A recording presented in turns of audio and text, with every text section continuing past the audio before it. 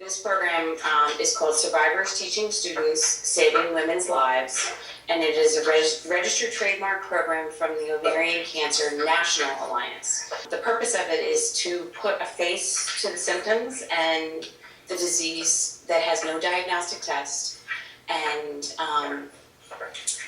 so that when you're treating patients, you remember us and you remember our story, and it might trigger you to look a little further. So Laura is the ambassador, and she is the coordinator of this program.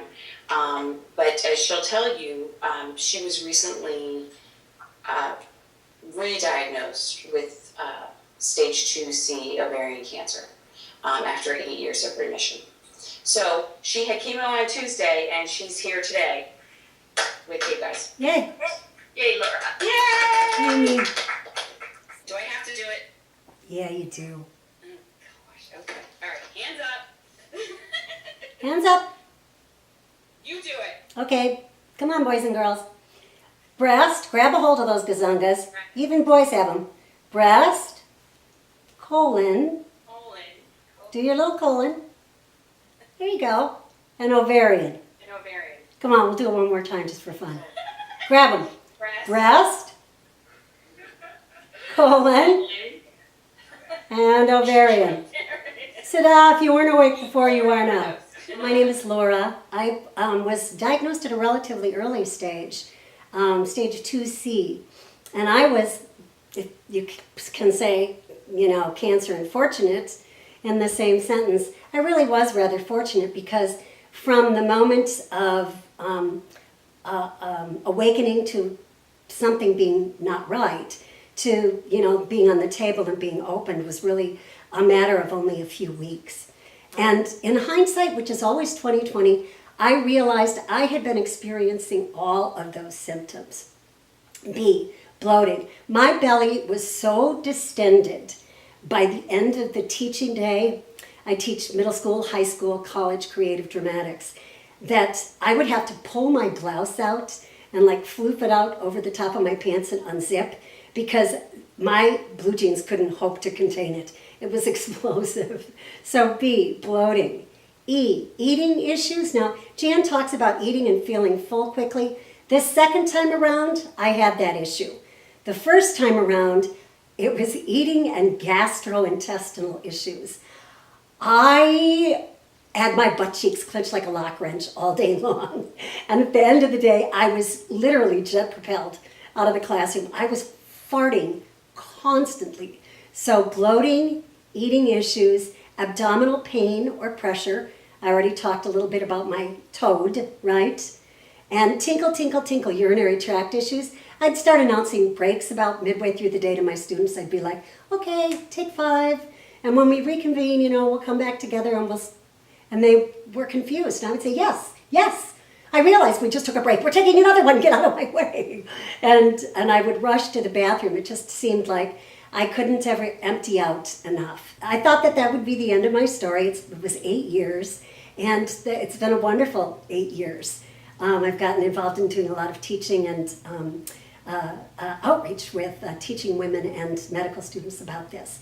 And then about 6 months ago, I started to feel what I call symptomy, DEAT again. And we started watching me and tracking me. And it was all my CA-125, which is great as a marker after cancer to keep track of, if there are deviations up or down in that marker. It's a great way to track how you're doing. Mine went from 12 to 86 almost overnight. And mine had never been above a 50. So even when I was presenting the first time.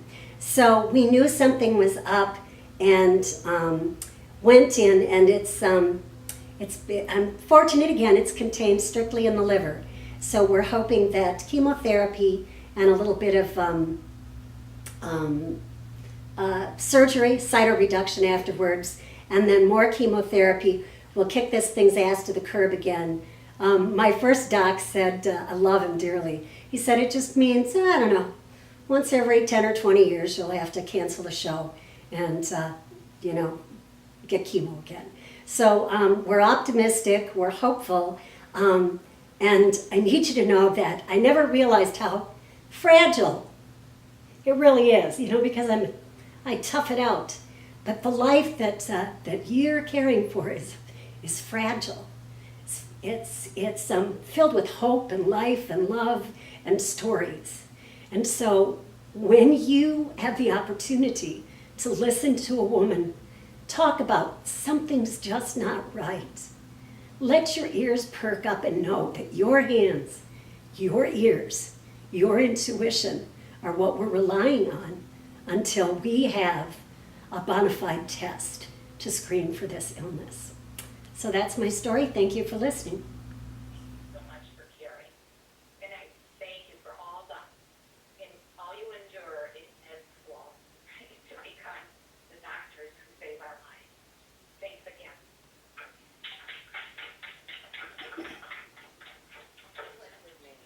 Nothing to worry about, nothing to worry about, nothing to worry about.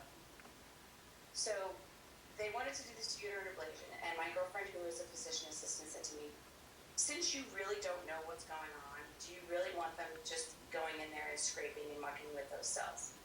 Well, she saved my life. Did I forget anything, Laura? No, you did a great job, sweetheart.